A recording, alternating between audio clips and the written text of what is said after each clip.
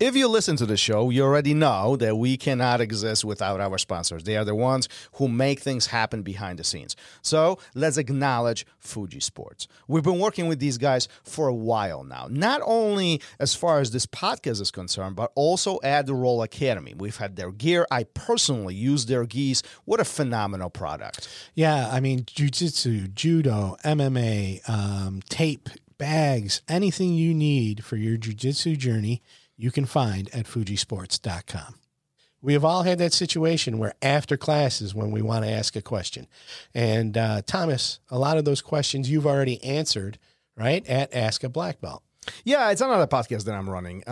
It's on podcast, all podcast platforms, plus on YouTube. You can find it anywhere. Just search for my name, search for Ask a Black Belt. At this point, over 100 episodes, different questions, jiu-jitsu, life-related, but something that everybody comes across, and often these questions sink in our mind, but we don't ask for whatever reason. So if that benefits you, go there, listen. It actually might help your jiu-jitsu, might help your life as well. And if you have any questions, find me on Instagram and drop me a line. I'll be happy to answer your question and mention your name during the episode.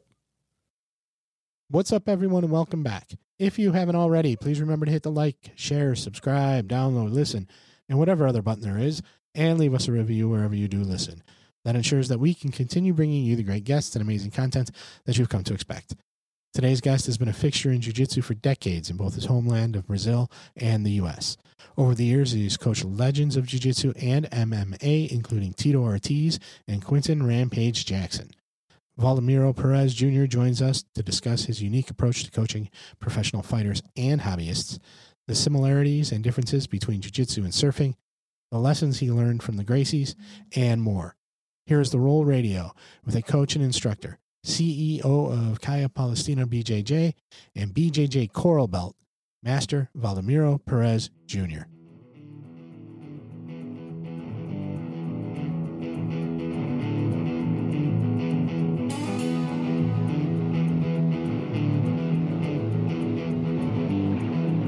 Welcome to RŌL Radio.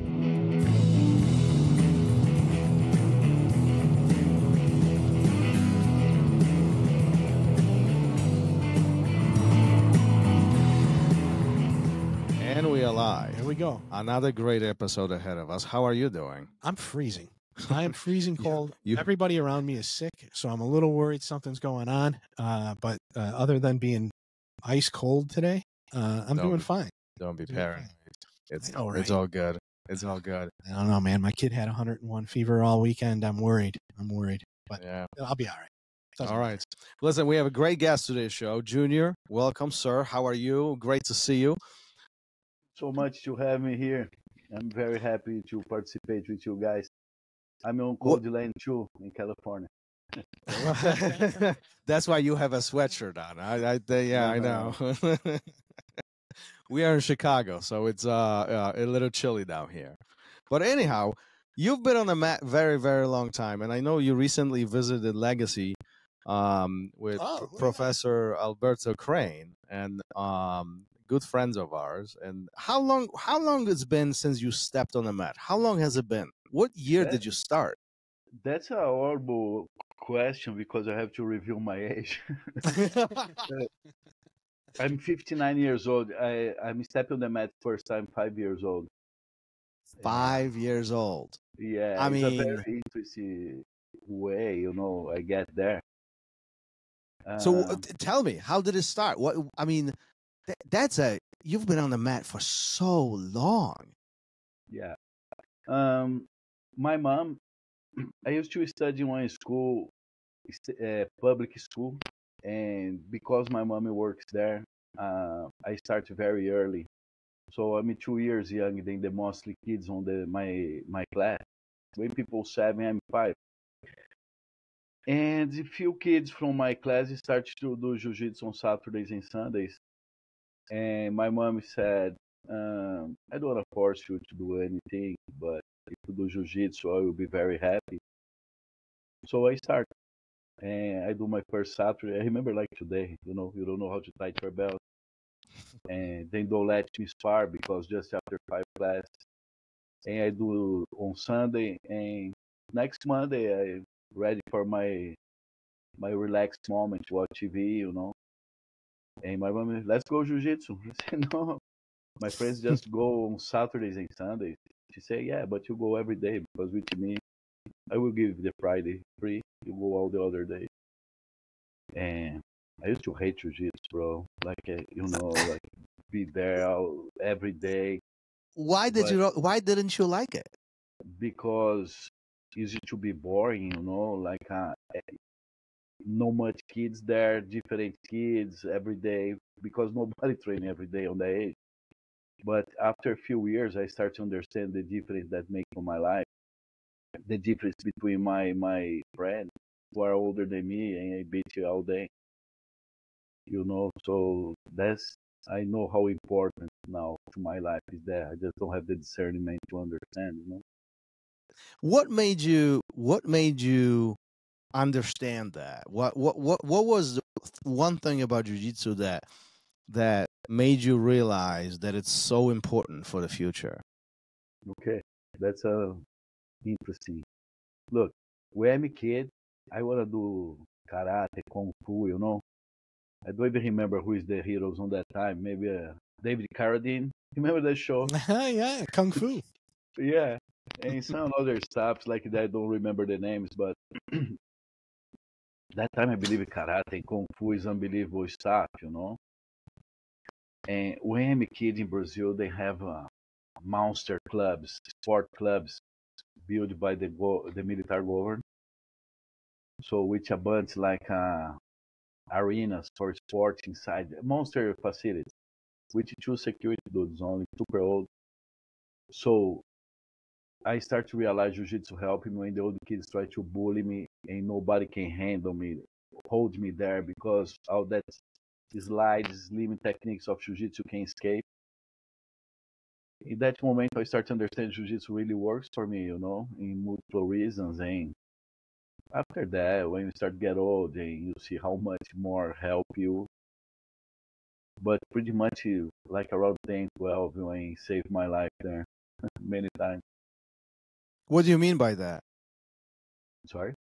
What do you mean by it saved Okay, your life? go explain. Like the vest rooms to that facility is like, I don't know, 3 times averaging, like 10,000 square foot.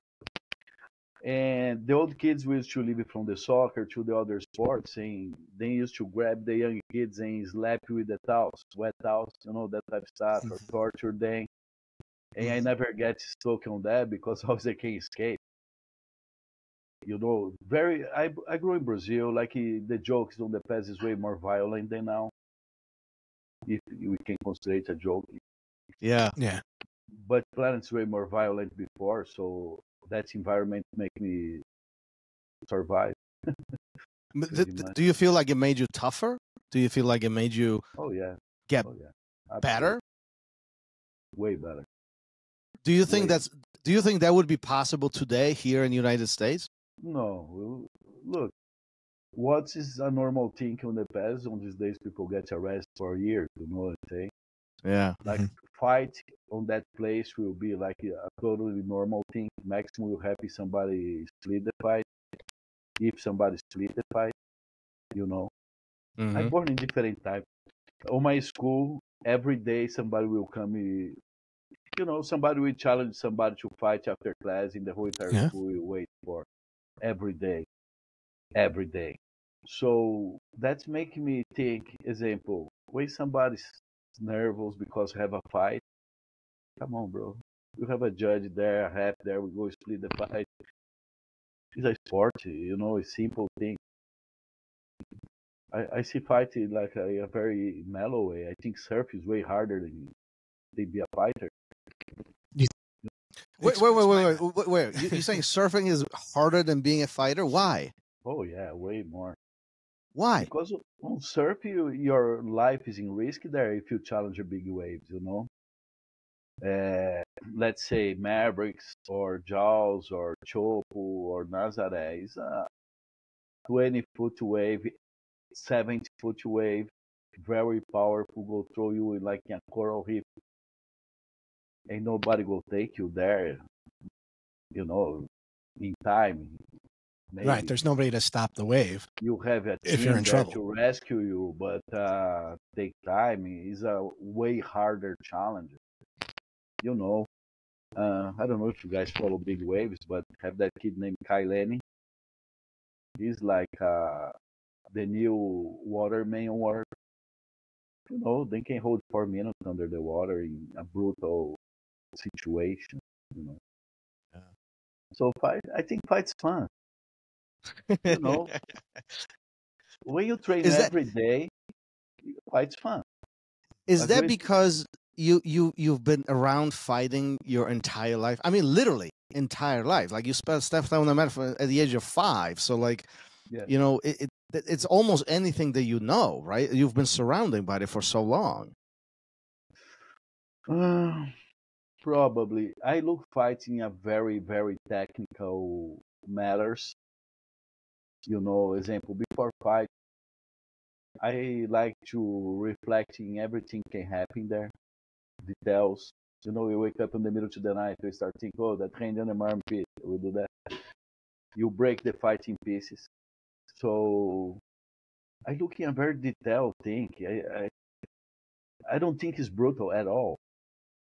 You know, of course you attack the other dude, but they look like art of the submission. You don't fight with somebody who don't know. You fight with somebody ready to that too. So I think like a beautiful thing. You know, like Is box. I think box is a beautiful thing too. Muay Thai. Oh my goodness. is You know. jiu-jitsu fighting? Competition jiu-jitsu, is that a fight? Look,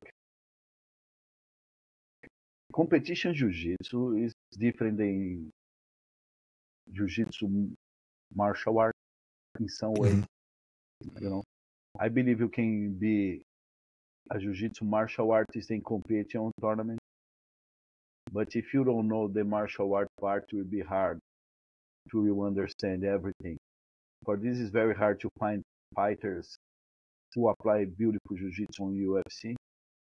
You know, it's different. Like Damian Maia, maybe Charles Dubron. Oh yeah. But it's a hard task. I mentioned these two kids because these two kids come from martial arts jiu-jitsu. You know, you stand up, you learn how to fight. I feel very embarrassed when I see people sit on the ground and try just to do that ugly game, Mhm. because fight to me is like more a challenge against another person. On the past jiu-jitsu, totally different, you know, other stuff. No much gyms. A lot of people challenge you to a tournament. Will be like all that back feelings, provocations, the trash talk on these days in another model. And you represent your school. You need to survive. All that stuff. Different, more psychological than physical. I don't know if you guys have the experience to fight. When you step inside the mats, you don't have more that feelings. It's like just on the zone. You Yeah. know, you focus to perform. You don't not nervous. You're not happy. You're not just focus. Do you think that that's a big part of a success of being in a fight, meaning remove the emotions and really do the job? You're there to truly challenge yourself against the other person. Look, I believe the genius on the sport, they are better because they can be on the zone Mhm. more time than others. Let's say, think about Michael Jordan. Michael Jordan is unbelievable. He like 10 steps in front of everyone. Mm-hmm. Caddy Slater, Rickson Grace. You know, Rickson Grace is 10 steps in front of anyone. He's a super athlete. No, he's not. But he having so much connection with his brain, his body, and your brain and your body of his opponent, you know. Mhm. Because let's think about what jiu-jitsu, I don't know, everybody thinks different, my conception. The jiu-jitsu guy will go use. If I have a facial opponent, my jiu-jitsu strategy, I go let him burn all his game first. I will be focusing what he offered there. When he burn his game, he will try to do stuff not used to do. You know what I say? Mm-hmm. And I go use burn his energy. You can fight a lion full energy, so it's a timing fight when it's sport. You have to be playing for that time. You know, it's very hard to. Oh, I'm superhero. I'll go there and knock down the dude. Not my game. I don't know how to do that. So you really have to think about it as all of this is unfolding. Like there has to be a strategy behind it, and you have to be smart what you do and how you do it, right? Yes, always, huh? Yeah. Example, let's get one time one of my fighters, Rampage Jackson, he fight Dan Henderson. Yeah, I remember that fight. When Dan Henderson knocked out Chuck Liddell, no, sorry, Rampage knocked out Chuck Liddell. Dan Henderson knocked out Vanderlei Silva and Mikko Krokop. Mm-hmm. Not sure if he knocked out both, but he had the both belts for the Pride at that time. On my eyes, Dan Henderson is one of the best fighters ever on the MMA history. If you look here on Pride, he fight Nogueira on Prime, he fight everyone. I never saw him bleeding either. That time take like 2 months strategy playing to that fight because he's a Greco-Roman, you know, like a superstar, like the All-American had. Mm-hmm. Rampage is a wrestler too. We can play the same game against you. One is better than him. We don't have time to build other wrestler there, so we play jiu-jitsu that game. What's hard to make a wrestler play jiu-jitsu? It's like a mental game, but it's what we do on that fight to succeed. Sometimes you have to have like a brutal ideas, you know, very risk, but you have to believe on that. So do you think what's inside your head is so important to how the fight unfolds? Okay, I go give example of another coach. Okay. Coach Juanito Ibarra. I don't know if you guys remember him. He used to be the strike coach for Rampage, like the one have like a hat. He's Yep. old boxing dude. Yep. Okay. When we signed with against Chuck Liddell, Rampage will fight Chuck Liddell in our first meeting. Just I and him. I'm the first guy come to the meeting. I'm a very pumped person. He started hugging me. He celebrated. He said, "Man, we won the fight. You know?" I said, "No, I don't." He said, "Wow, it's just cover roll, and hook." He repeated that the whole entire camp. I'm not a striker specialist. I just focus on my thing. It's unbelievable when the fight happens. Exactly what happened. Cover roll, hook, knock down. Pa. When Shea Kong fight Mikko Krokop, first Mikko Krokop fight in UFC, same stuff. He come to me, you know, and hug me, celebrate already. 2 months before. You know what I say? You know how? I say, no, I don't. Oh, Krokop kick with the left leg. He just go circulate to left. One day before the fight, we are in London, and I take shower and I check the alley in front of my window. I saw Krokop hit pads there. I call Congo in his room, say, "You won the fight, come here, look at that shit." It's exactly what I wanted to predict before. Mm-hmm. So, I truly believe, bro, if you on that professional level, you have to have a monster strategy. You have to understand the opponent's game, know what he does, because everybody changes. Everybody can have a nice evolution in 3-4 months if you prepare yourself before. But I believe a lot on the mental part, you know, on the belief. You have to believe. I go back to surf. If you paddle in a wave like pipeline or like jaws or any wave is strong, you have to believe 300% because if you stop stroke, the wave will throw you miles away. You know, you have to be on the speed of the wave. It's like a fight. You have to use her power against herself. Surf is very similar to Jiu-Jitsu, even on the motions. You move your arms, you move your body. You have to. It's exactly the same. It's unbelievable. can help. I was about to say, it sounds like there's a lot of same things between surfing and jiu-jitsu, and A lot. how do you feel about that? I think it's hard to say 100% for somebody never surfed before, but the emotions is exactly the same. When the surf get back to the wave, it's like a takedown. You move your shoulders and you move to the other side. Yeah. When you go up, you move your shoulders, your head, everything. The way you control your breathing there, the way you have to prepare your mind to a surprise, you never know. Huh?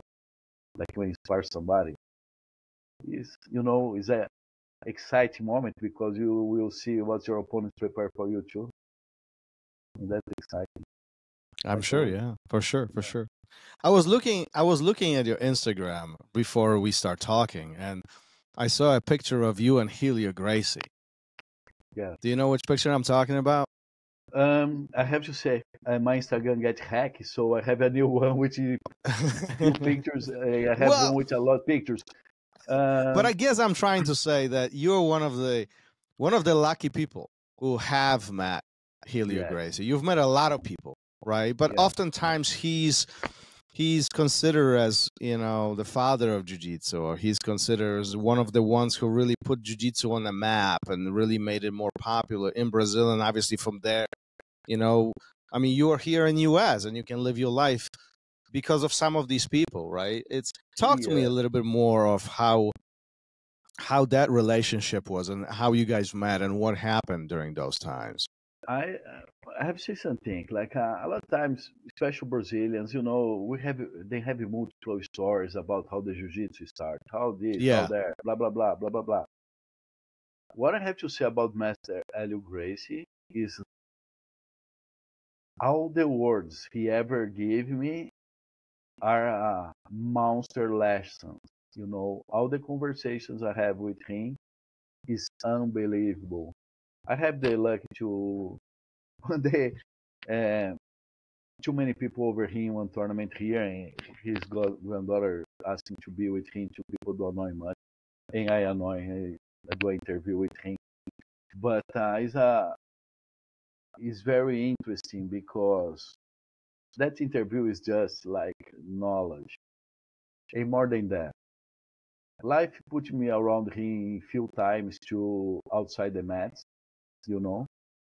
And always the words he gave me to me there, I don't understand. I go get the lesson maybe 2 3 decades after, and that's a deep thing because when you don't understand, you understand after life experience Mm-hmm. make me understand. I'm a I have my black belt for more than maybe 37 years around that, so I build a lot of black belt. I look at them like a kid too. I know when the guy get the belt, the process passes, the growing, and I understand more that because all that situations I pass with the grandmasters, we have multiple ones in Brazil, very important to me. Master Ali Gracie, Master Naum Rabai, Master Francisco Mansur, who is the one I have more contact during the life. They really, really, really think the way I look. So. A simple It thing seems like about. seems like you had a lot of people, a lot of these guys made a big impact on you and your life, as it continue unfolding. Have you ever thought that jiu-jitsu would be your life? Like way back when you're still in Brazil, you learning jiu-jitsu. Have you ever thought that you were actually going to this is what you're going to do? This is jiu-jitsu will be your life. Look, before jiu-jitsu to me is just like my extra exercises. It's some Mm-hmm. stuff before nobody know what it is, especially on my state. You know, I used to do private class with Master Pedro Emetério. He used to teach like in apartment here in São Paulo downtown and make juice, more mental knowledge, and he used to train me a lot. And way I met Marcelo Bering personally, because I know him before, but I never Okay, how I met him. One day I come to surf, have a little boat. I saw him on the same boat, and we start talking because we recognize ourselves, And we connect there because we surf too, he surfed too, and we start to be a friend. And that motivates me to train more because he's like a superstar at that time. And my close friends start to do a tournament at times, I say, well, I go compete, I go do something. But after that, I start to get to increase, like, how I say to you, responsibility. Oh, you have to defend the Jiu-Jitsu name, and this, and that, and a lot of problems. At the moment, my dream is make Roberto Godoy a black belt, so I will just surf. I will quit Jiu-Jitsu forever and ever and ever. Seriously, have some moments where you start thinking like that. It's too much pressure, that stuff. It don't work. My life is better than that, I have a job before. I pilot helicopter since 17 years old, so I never need that, But when Marcelo left, I refused to work for the company. We work for 6 months, but somebody have to teach the team. And after 6 months, I signed with them. I used to make a lot of money in Brazil, like late 80s, because don't have much teachers on my stage. Just me and Moisés Murad, So I used to charge my private there way more than I charge here right now.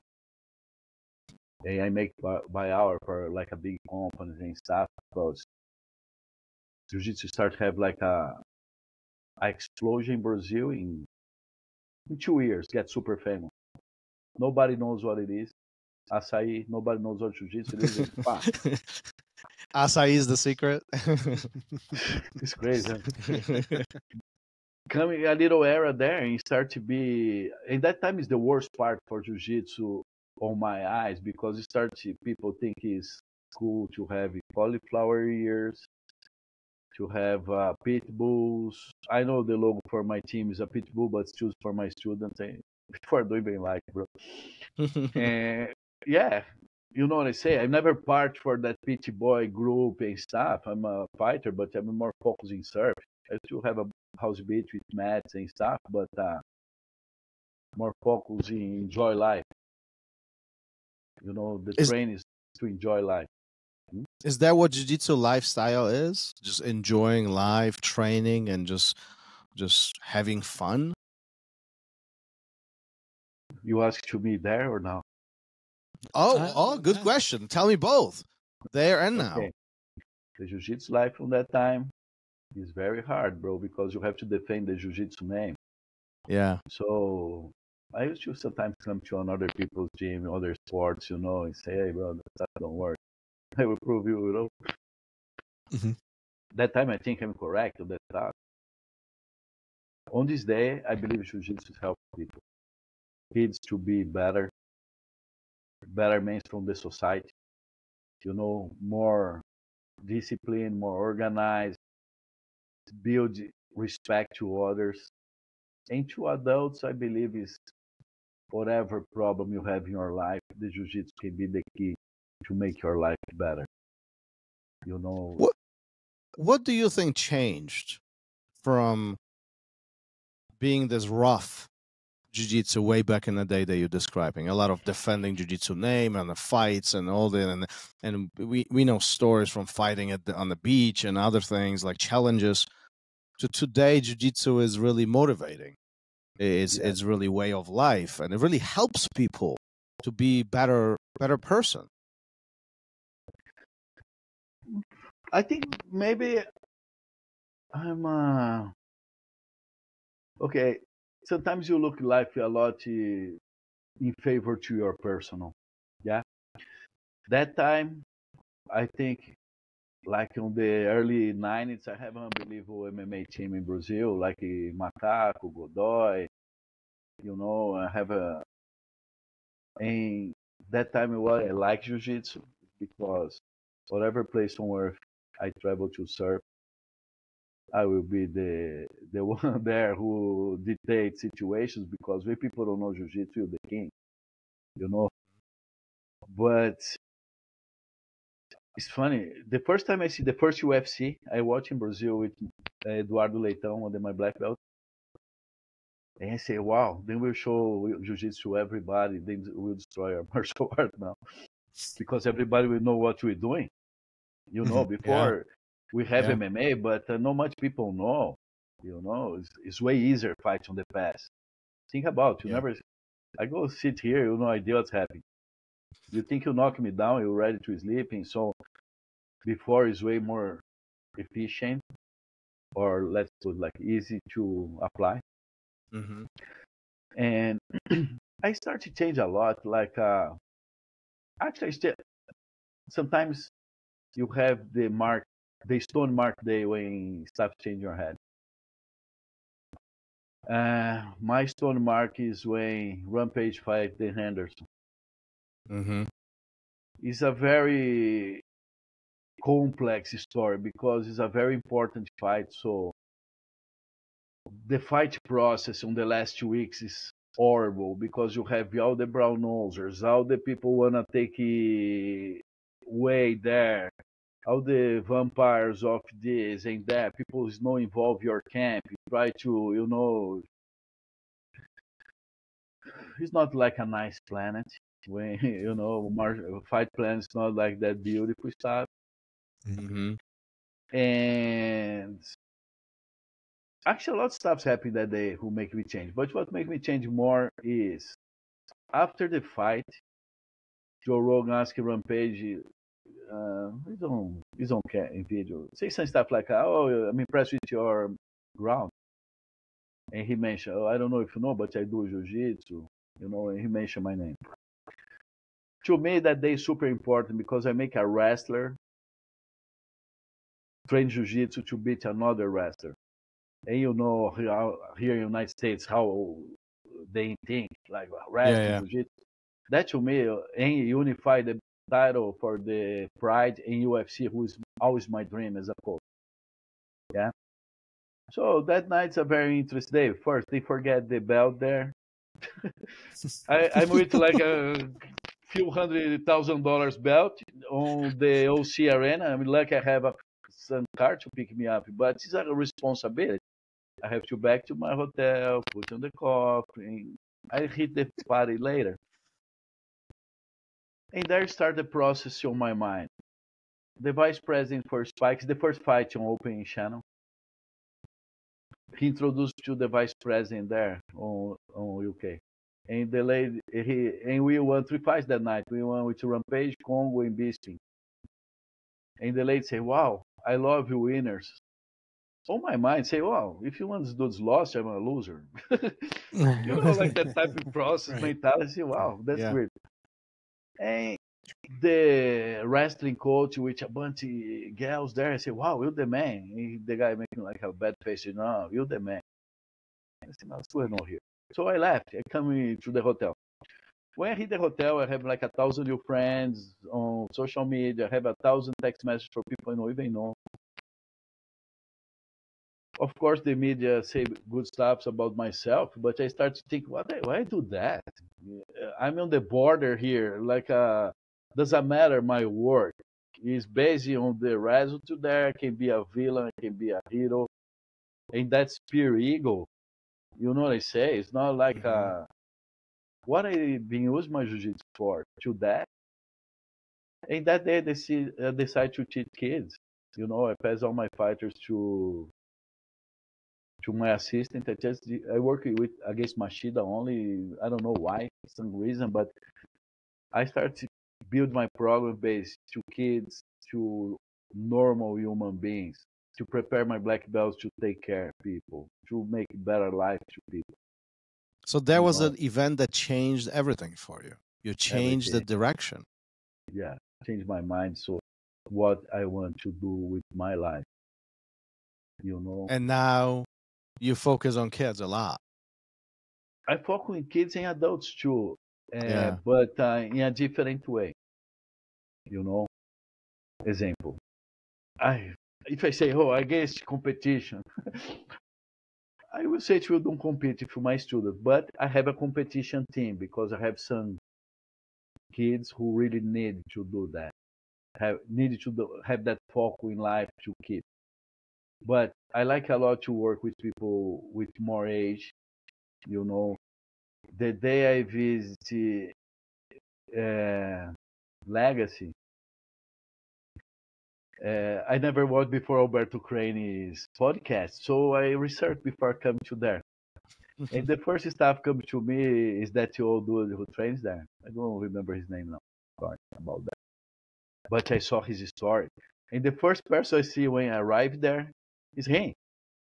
Bro, I want to spend my whole day with him because that's what Jiu-Jitsu it is, you know, the longevity.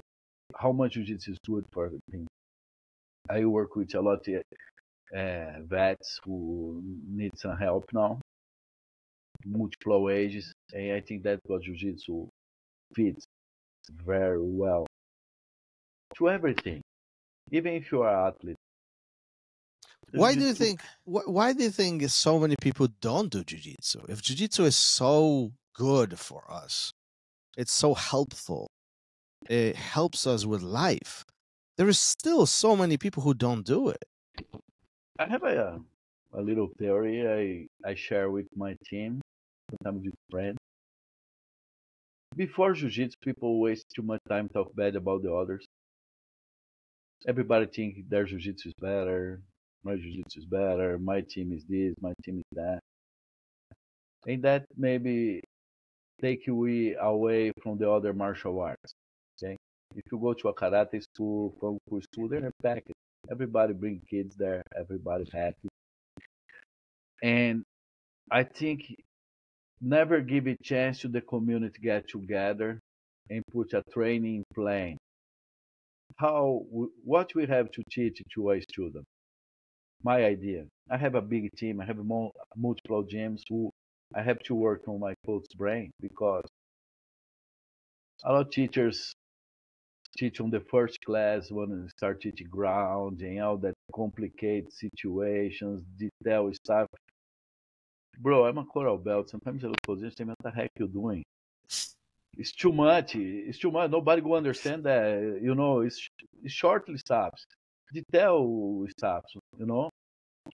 And on these days, I believe somebody cross my front door on my gym. First, he's scared and be slapped on the face, be punched, be grabbed. So it will be a lot self-defense. Next time you'll have a progression there, and more progression there. One day we go to ground too, but first let's learn the base. You walk, how you breathe, how you look situation. I believe if you have that process in more the gym, people will understand how good jiu-jitsu it is. But how many people start jiu-jitsu and leave which don't even understand what's going on there? Mhm. Because if they start teach you like any stuff, even a triangle in first class, how creepy is that if you'll never be touched by a human being? You know what I say? So Right, to be put in that position. and that is not new. Oh, I have not create anything. If you look at Helio Gracie, first class is there. His program, like his first 7 or 15 class, bad for numbers. It's exactly that. You learn self-defense. You learn how to defend yourself. You learn how to walk. You learn how to breathe. He will make your brain 200 times better before he puts you to spar.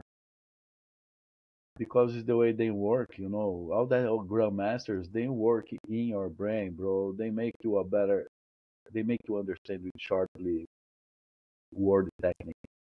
You mentioned several masters and motivators in your life, a lot of people who have made you better. What is the best lesson that you have learned from them that you to this day you have? Bro, multiple ones. Stuff I don't understand before. On the middleweights, I don't know, the early 90s, we have a big tournament in Brazil in an arena called Maracanãzinho. It's a monster arena. Everybody there. And in some moment, when I think I go to the restaurant stuff, I saw Helio Gracie on top by himself, sit there. He just come to watch Hoyler's fight. I don't understand there. I say, sir, what are you doing here? You know, let's go down. No, I just want to watch the fight. It be a long time to understand the lesson he gave me there. I understand the sports part of jiu-jitsu, but I understand too how much this destroy our martial art. You know, because a lot of people just focus on sport, just focus in be a competitor. Not against, it's super cool, but that's not jiu-jitsu martial arts. It's completely different. It's just the ground. You have to understand. And that starts to degenerate the jiu-jitsu a little bit. People stop. Someone, like this kid Mika Galvão, he's unbelievable. I saw a fight on Saturday. This kid's on another planet. Gordon Ryan, he fights jiu-jitsu. Buchecha fights jiu-jitsu. You know, I have a lot of admiration for this dude. But the martial art, like what makes jiu-jitsu, and they say, oh, now people understand jiu-jitsu. But I believe if you keep stick on the martial art, the development of that martial art will be on fight level too, for a cage or a ring too. Like, let's give some ones. I like Fabricio Verdun a lot, style, but take time. You know, when he fight Kafenikov, I saw him on after the fight. He asked, he say sorry because he pulled guard. Oh, MMA pull guard is ugly. Yeah. Don't make sense. Yeah. For us, maybe. No, not even for us. I think that. But take time to redevelop all that process to be a UFC champion, you know. It takes a very long time, especially today, right? I mean, you've been around UFC for a while. You know, you've trained some, big names and big fighters. Do you think it was easier back then to be a fighter than it is today? Oh, yeah. I think 20-something years ago, we have Tito Ortiz, we have BJ Penn, like monsters. Probably on these days they will be good too because they all is good athletes, focused. Tito more athlete, BJ more a genius. But on this day, the number of people want to be a UFC fighter is, let's put in numbers. On season 10 for the Ultimate Fighter heavyweights, they don't have 18 dudes. No, they don't have 16 dudes. They make with 14 maybe or 16. I know they make 2 less. On these days, how many thousand people do the qualifying for that? Maybe 20,000. Oh yeah. It's crazy. Yeah, it's like maybe on the 30s we can try to be a basketball player here. Now with my height, I have to born again. Do you think that's a good thing or not a good thing? I mean, martial arts is by far more popular, right? And like, if you look at UFC 1 or the first UFCs, the goal was to expose jiu-jitsu. The goal was to make jiu-jitsu popular. But today, MMA, UFC, and jiu-jitsu is very popular. Is that a good thing?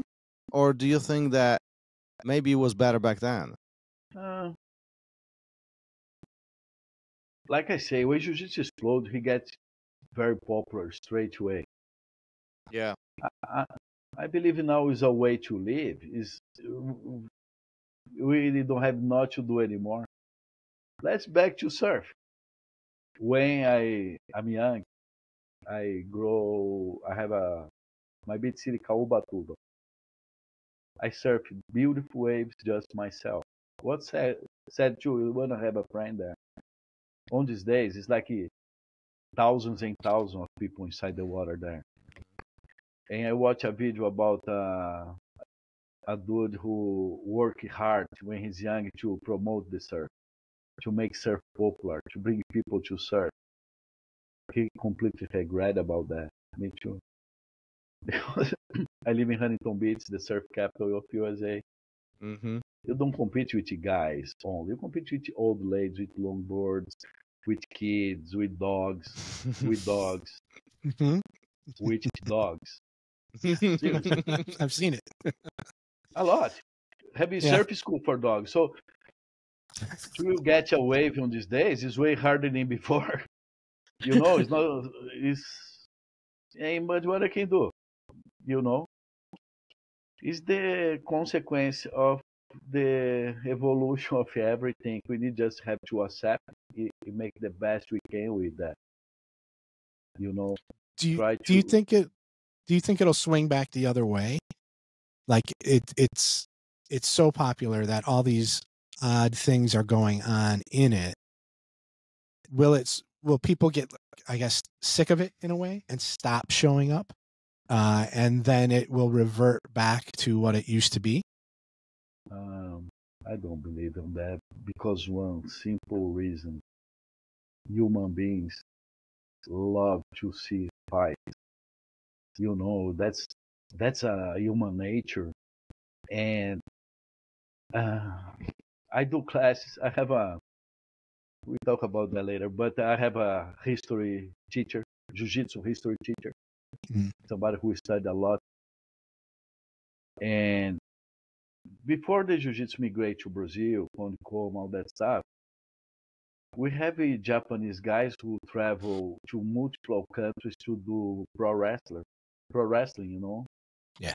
Because before TV is a very entertainment show they have. Even in Brazil, they used to do on Saturdays night. It's the showbiz on that time, and it used to be super popular as a sport. So anywhere you put a fight, you have the audience, a lot of people to see. The aggressive human beings always want to challenge the others on that way too, you know. And for multiple reasons, Vanderlei Silva is a very funny guy. You know, he say very interesting words. One time he say, "You'll be a fighter before, but everybody wanna do stuff to you. All the super athletes respect you more because you beat them." I be in multiple situations with Rampage Jackson. Who, example, one time I have tickets to watch Lakers, and I bring him and his father. And his father want to take a picture with Kobe Bryant. And Rampage knows Kobe Bryant, and so we wait Kobe Bryant for a long time there, you know, take shower, do his eyes, all that stuff. If you see who is more a fan there, Kobe Bryant is more fan than Rampage Jackson than his. We don't even ask to take picture to him, who I regret a lot. But I saw Rampage don't ask to take the picture with his father and Kobe Bryant there. But I can tell Kobe Bryant is really fan for him. How's it going? A bunch of the Lakers players who live there and saw Rampage. Wow, Rampage Jackson Rampage don't even know their names. One time in a nightclub in what's the dude from the Chicago Bulls who make grill? I forget his name. Dennis Rodman? The other one, the big one. Have a What did he grill do? for cooking and I forget. I'm not sure. I'm not sure. The bigger one for the Chicago Bulls. Of course I know who it is, but I forget the name. You need to see on the nightclub. He's like a fan to Rampage. Okay. So his name come here. But any sport, the fighter is the one beat anyone there. You know, so everybody wanna be the fighter champion, huh? Since the Roman Empire. So I believe on that time with the mainstream we have, we just will grow. UFC now is a sport, mixed martial arts is a sport. Kids start practicing since he born. Is that where you think that it's more of a sport than martial art? I believe it's a sport. Heavy rules, heavy judge. Well, true. I mean, that's a good point. Do you think that jiu-jitsu as martial art ever is going to go away? Do you think it's going to disappear? No, No? no, no. I I hope look, not. look, I work for that's never happy, because I have a big group of teachers who I teach them the way I think have to be. Yeah. It's not everybody accept the way I think, but older they get, they start to understand me too. You know, Yeah. like one of my black belts, the guy is my head coach in Brazil. He's a competitor. He have like maybe 12, 13, 14 Pan Americans, a bunch of world champions. Take long to he understand to don't force students to compete. Maybe 2 years from now he understands because the process, why I have to force? I hate that word. I have to take you out your comfortable zone. You kidding me? Life is already that. Life is like Yeah. a comfortable You're zone, right. bro. I want to give a comfortable zone to you something. I want to have like a nice environment where you can go there, have fun for 1 hour, and learn. After that, going home with your family. Because you have to develop your brain. I will break your brain class more than your muscle. Like old school jiu-jitsu, you go there, they make you work out a lot, a lot, a lot. After that, you do like your techniques. After that, you have to spar. You have to take your tops out and do MMA and everything. That class, you get traumatized for like multiple years in your life if you are not a pro fighter. I believe in That's more, some, bro. I can teach you 2 times a week. You will have an unbelievable jiu-jitsu. You will have an unbelievable life. You never will get hurt. And you will have fun. When you start spar, you spar for fun. You know what I talk about? Fun and spar, not because I put pressure on you, not because you have to show me something. Uh, Other stuff I don't believe. Like coach say, you can tap. How? You know somebody who never tap, so you never learn. You always will play a game like a tight game. You never try a new thing. I like tap. If I learn something, if I take a lesson from there in Well, home, that's a big part of learning, right? I mean, we have to try things. We have to fail. Even like in surfing, you have to fall off the board in order for you to yeah, learn, right? You're riding a bike, you get a tip over, and that's big part of learning. Same thing in jiu-jitsu, isn't it? yeah, is what I think. Yeah. And I believe like a lot of details on jiu-jitsu take a little to your subconscious absorb. You have to put yourself in that situations to learn how to survive there, how to breathe there, how to be calm there, because you have to be calm there. It's like when you wipe out to underwater, you have to be totally relaxed to have Mm-hmm. save your oxygen. If you spar with a big dude, you have to save your oxygen too. Yeah, A for lot. sure. I mean, that's what makes it dangerous, right? I'm That's what makes it 59 years dangerous. old, bro. At that moment of my life, I need to save a lot of oxygen. Oh, that's I've that's been doing funny. actually a book, and I go launch my book next month. Oh It's yeah. about I have an institute for maybe 15 years. I train in online classes for teachers, just stuff related to teaching. Program for kids, program for adults, everything. How you clean your gym, everything. But I make one book about how to training your athlete to he have like a great condition, but you can have him forever. To the longevity, how to train a fighter is the name for the book. So it's a lot topics and a lot like details how you not hurt that person. What's your protocols before, after, mental?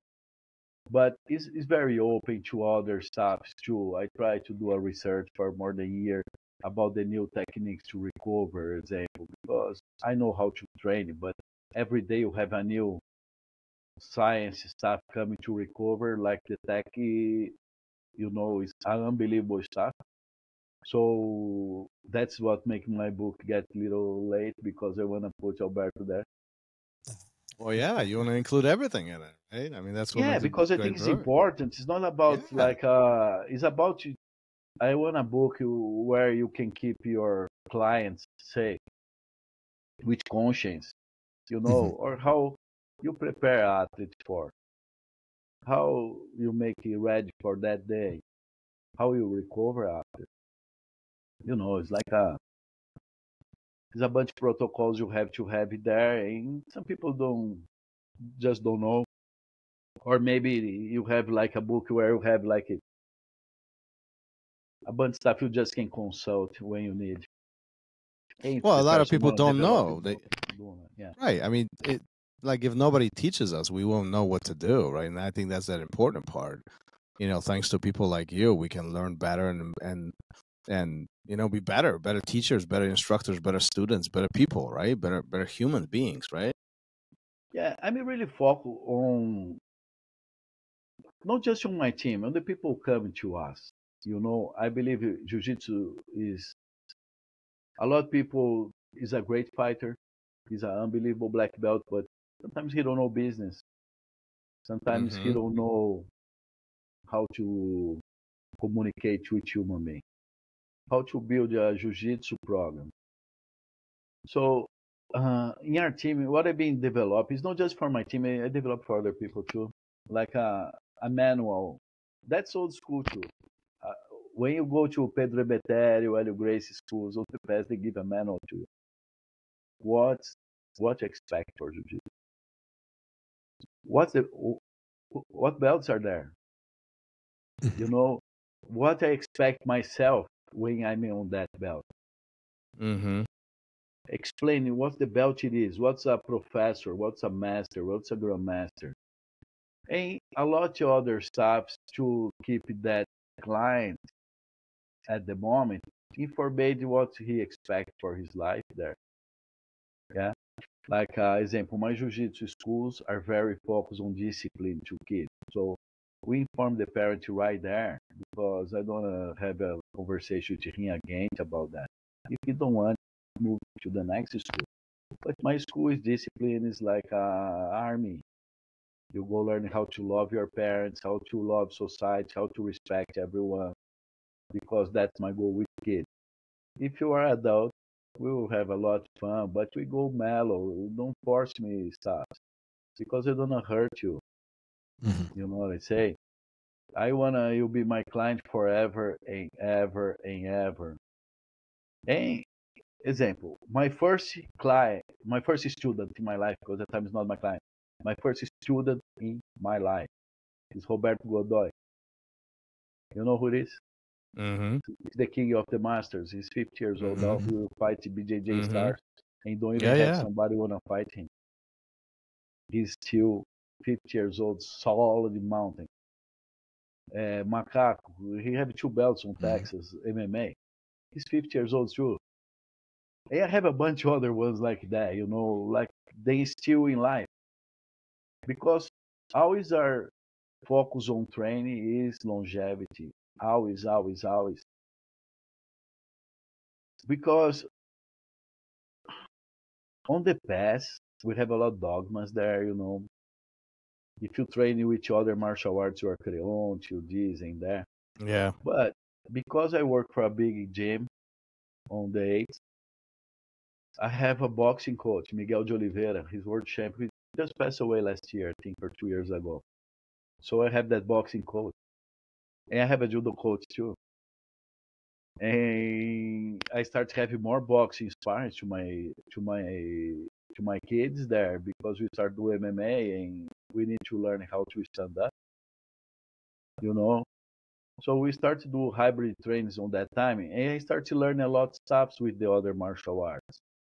How they train, how they prepare to a fight, how this, how that. And with that master, I learned a lot how to train a fighter without hurting. Because even his spar is safe. He trained multiple. Oh, you guys are not Brazilian, sorry. He trained a bunch of famous Brazilian dudes there. I will come with names now, but so I learned a lot there. And my judo coach, He's Olympic medalist. Shiaki Shi. He's bronze medal in Munich 72. Long time ago. But That he's was a world long time ago. champion few years ago. Like Oh. on seniors 12. I don't know how old he is.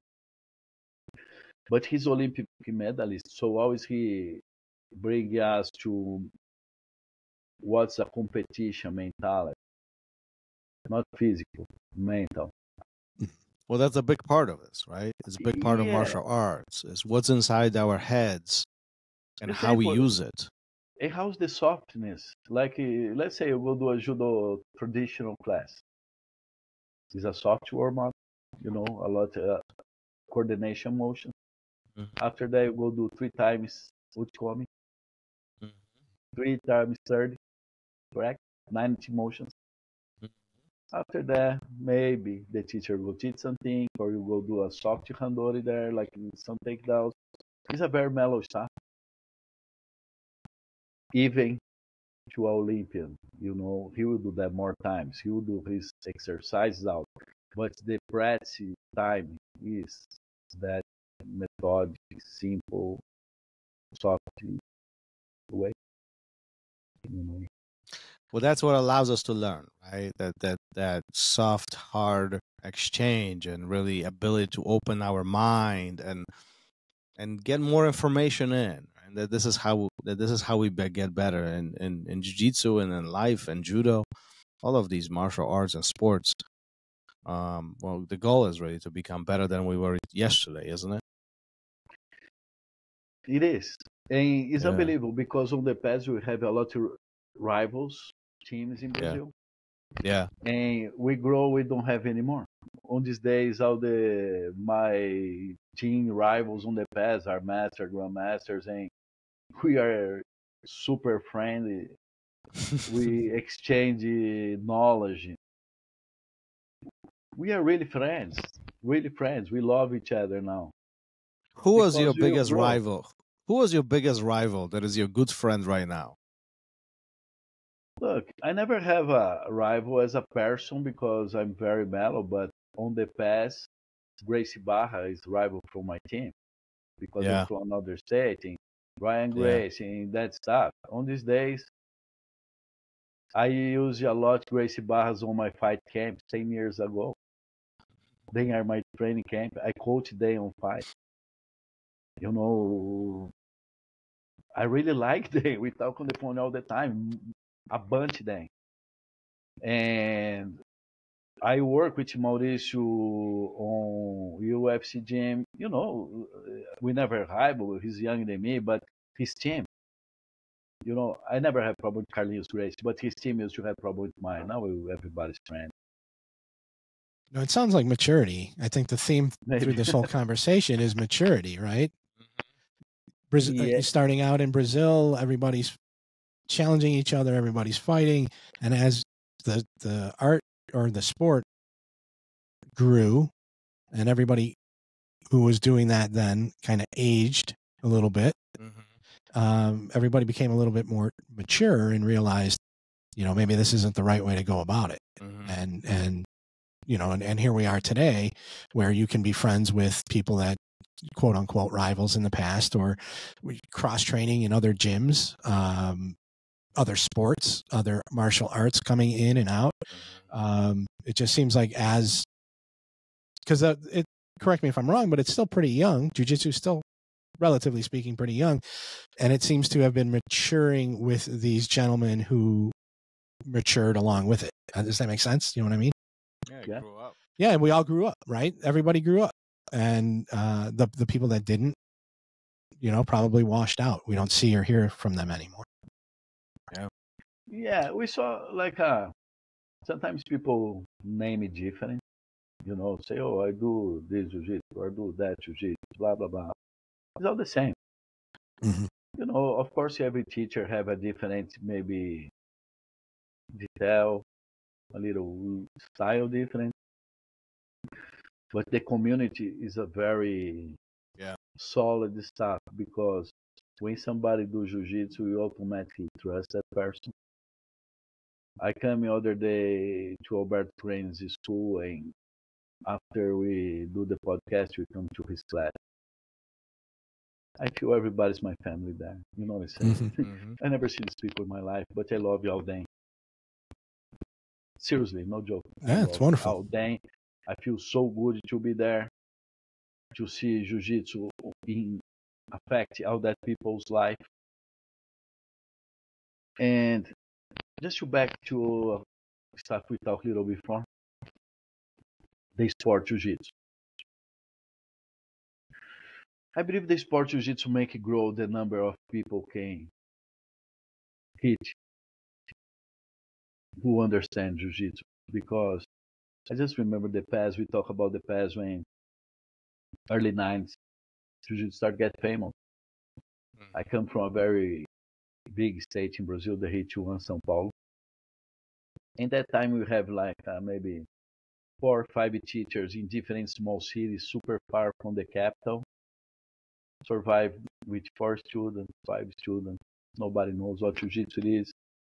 And Master Moisés Murad used to be, I mean, he's the president for the federation there at that time. Yeah, I'm vice president.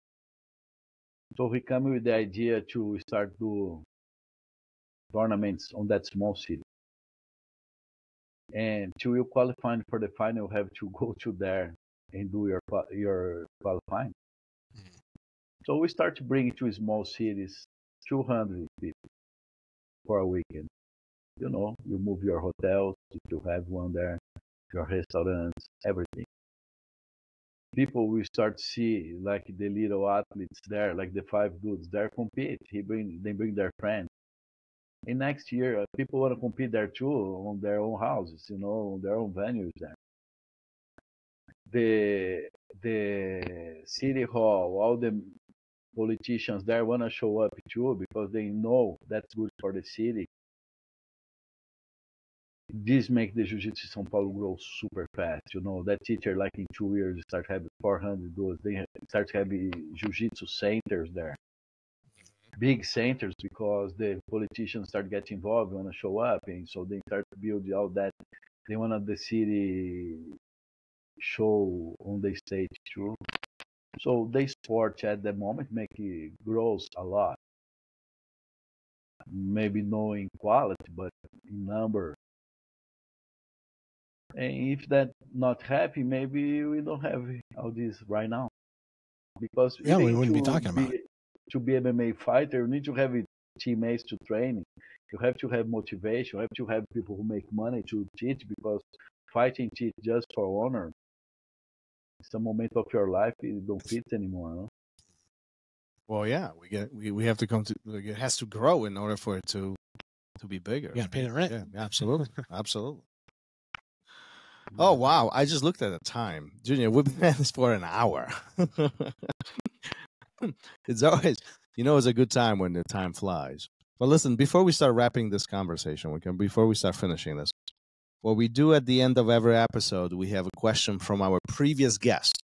So our last guest asked a question, but he didn't know that you're gonna answer it. So like, think about it. He asked it completely in blind, and Gary's gonna take a lead on this. This is a good one, and I think it's pretty deep. And I had to look up what he was talking about just to figure out what my take would be on it. But Mike Currier wants to know, what are your thoughts on the ecological approach to jiu-jitsu? And I think what he meant was like, I think what he meant was like like taking an approach to the individual, rather than the team or the system. Which one do you focus on? Is it the person or is it the team? I believe it's totally focused on the individual because everybody have different needs. You know. Yeah. My first approach on my students is the first interview. At the moment, I have one of my black belts. He's sharp training to do that.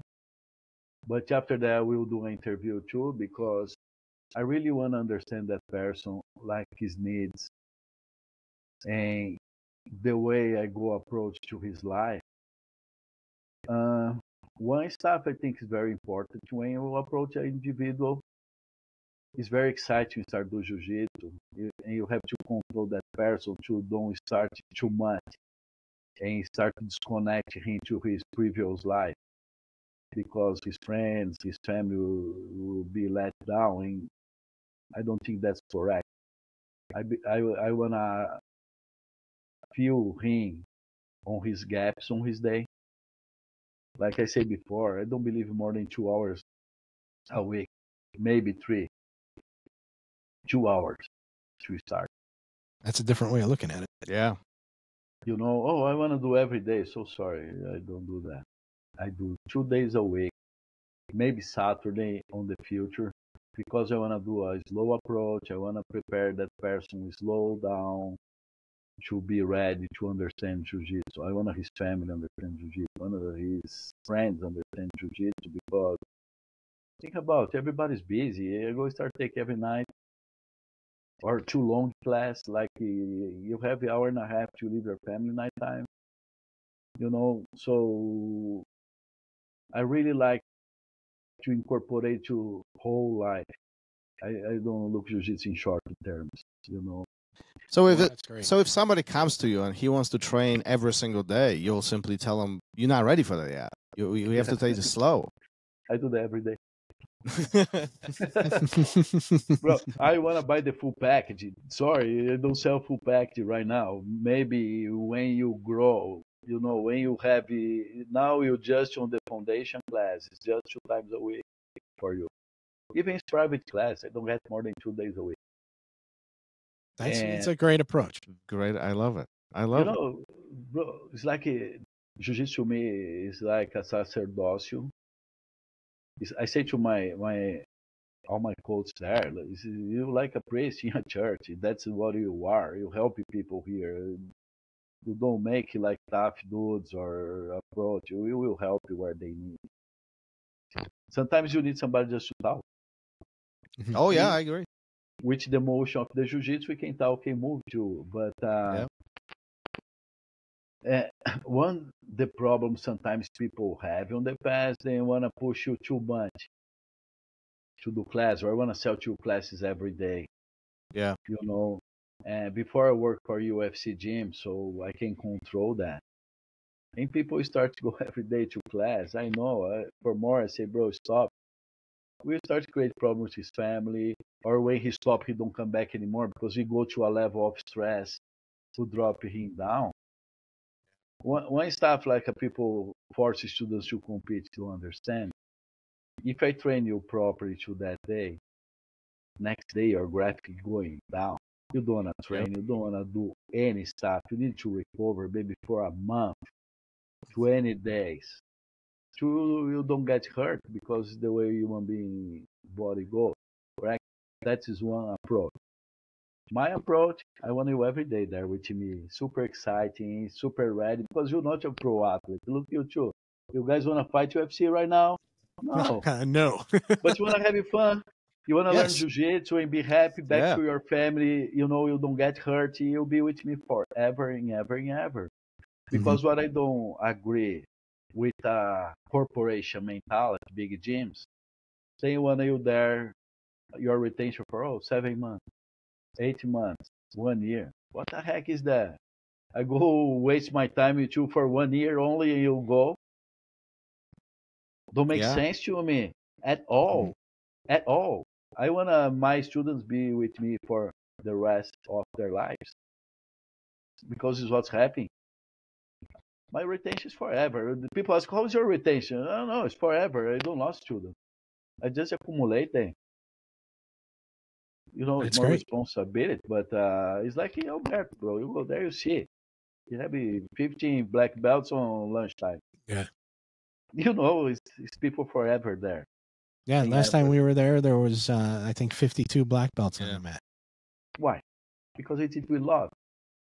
It's like a beautiful class, super mellow, soft. Everybody leaving happy as hell from there. Yeah. That's Yeah. Jiu-Jitsu. That's I agree. Jiu-Jitsu life. There's some secrets in there. There's some secret stuff. No, man. it's not. It's not the secret. That's know the secret. That's the truth. Yeah. Just be. If I cook to my family, my wife, my kid, I don't even try because I know it'll be good. I cook with love. It's when I train and teach people. You I know, always I say that to my wife all the time. When she's eating, she's like, "What did you do differently? What's in here?" And I said, "I made it with love." make a monster difference. Like when you teach, I teach with love. You know, I don't wake up 5:30 in the morning to teach class because I'm crazy and I wake up early. I don't like to wake up early, but I have love for the ones can wake up early and need me there. You know what I say? So I will be there. That's part. That's beautiful. That's That's good for part you. for my Good my for you, life, Junior. my job, because um, let's say everybody believing on the supreme, like some more powerful than us. And what makes me change to that is like if I have condition to help people to have a better life and I don't do, I think that's a waste of the gift. You know what I say? The gift is help. For Help sure. people do stuff, and that's what makes your life better. Just to go fast, I know you guys finish, you like stories. My first faraway trip in my life is for Kathmandu, Mm-hmm. you know, on the base for the Himalaya, Mm-hmm. because my first learn about Jiu-Jitsu, the Jiu-Jitsu born in India, and you know that story. Sure. You guys know that story? Yeah. The We used to monge took the talk. tree there, and there's snow going on, blah blah blah. So I Mm-hmm. have my first trip to there. Of course, there is a Buddhist town. And my first sponsor in my life is a monge, Buddhist in Brazil. He gave Okay. me honey, supplements, natural. So he sent me to a Buddhist monge there. I stay on his house, Monge Ata. And a bunch of lessons he gave me there. Of course, young junior is unprepared to understand, but now I understand. You just have happiness when you help others, when you donate yourself to help others. Of course, a lot of people think, wow, I will make money when I go there. Of course, it's super fun to do all that stuff, but when you help others, it's another type of happiness. It's like more conscious stuff. It's no more like that. When you're young, you are super happy. You lost control. When you're more mature, like you're always on the line, you happy, you're not that sad, you're not that happy, but you balance. You balance to deal with your day, you balance to help others, to give good energies to others. It doesn't matter how you feel. When you're there, you have to give good vibe. You have to give a smile, you know. So I I think Jiu-Jitsu helped me a lot on that. I mean that's some wisdom right there. That's some deep stuff. Junior, thank you for being here. No, thank That's you number one. guys. That's a big pleasure to be Your here with you guys, bro. your story and your life is remarkable. And, again, without people like you, we wouldn't be able to do what we do, and the world would not be as beautiful as it is, at least in my eyes. So we appreciate everything that you've done for Jiu-Jitsu in the last 50 years, but also everything that you are doing with your academy, with your students, building the black belts and the future generation. Gary? Yeah, thank you so much. We always take notes here because we do a takeaway, and I've got a ton, but I think just the longevity aspect of it that comes along with the maturity aspect and progression and everything kind of ties together today. And I want to thank you for that and for your approach to jiu-jitsu at this time. I think it's needed. So thank you. I want to give a message to people listening, think I'm like a Buddhist monge, you know. Look, I have that approach now in my life. You know, other day somebody asked me, oh, it's so beautiful. That time you do this, and that. When I do that stuff, I don't even think about do that stuff. You know, it's accident. Like it's like I'm a crazy kid who just try to juggle with the oranges in my hand right there on the situation. But because always I have good guidance for the masters, good words, and I want to show them I deserve it to be part of the group. This make me different. make me grow probably or no, but make me do stuffs who are appropriated to the jiu-jitsu community. Because I come from other communities too. I work on TV in Brazil. Everybody there used to do drugs and go insane in big parties. I've been young before too. That time is like on my mind. I say, wow, I wish I can hang out with these dudes, go to the parties and enjoy. But I can't because it's not appropriate to who I am. Yep. You know, it's not appropriate to who I am. And after time in my life, when I look back, all the people on the life journey, I say, well, thanks God I don't do that.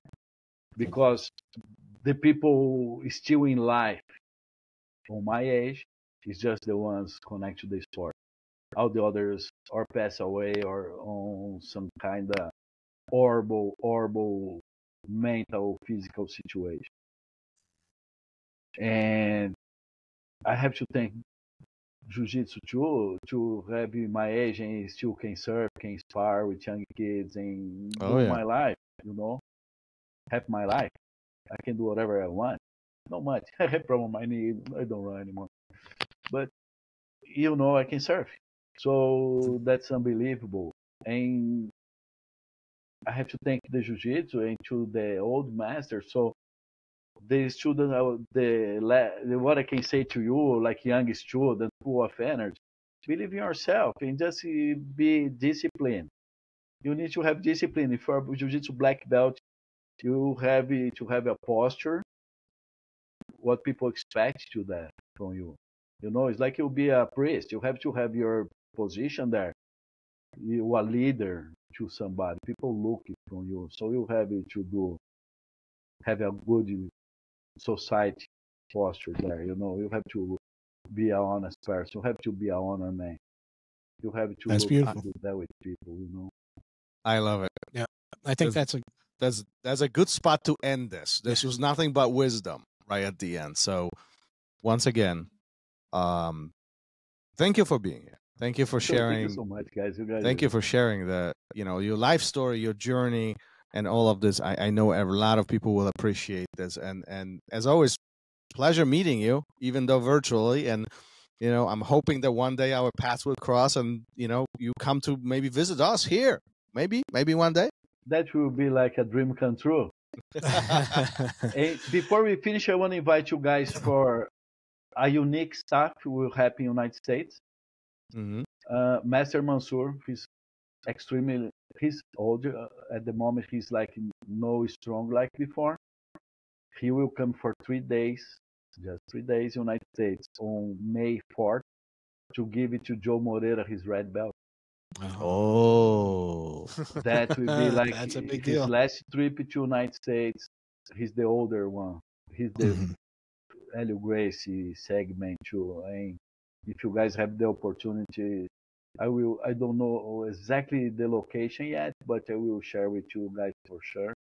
Oh yeah, please do. It's an honor to have please you guys here. You know, thank you. Maybe in 10 days I will know the location because it's a lot of wisdom there. It's like somebody who really makes jiu-jitsu better. He teaches kids since 1965. It's the year born, by the way. But he had that vision there on the 60s to teach kids. Yeah. And just to finish with a funny story about Helio Gracie.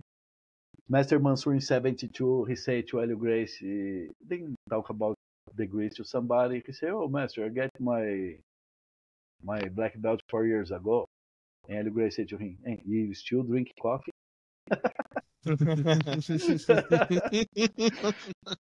Yeah. So there you go. Puts it in perspective. Absolutely. I mean, that's pure wisdom again. I drink coffee. I started 38 years old drinking coffee, but now I drink. Yeah. Every day. That's what we do. That's what keeps us going. All right, Junior. Thank you for being here again. Let's wrap this up today. I know you get a day of teaching ahead of you. Thank you for being here. And, we'll see you around. Thank you, sir. Peace. Thank you, guys. Peace. Thank you for listening to RŌL Radio. If you enjoyed the show, don't forget to leave us a review and help us make the show even more amazing. For future episodes, check out our website and follow us on all major podcast platforms. Take care.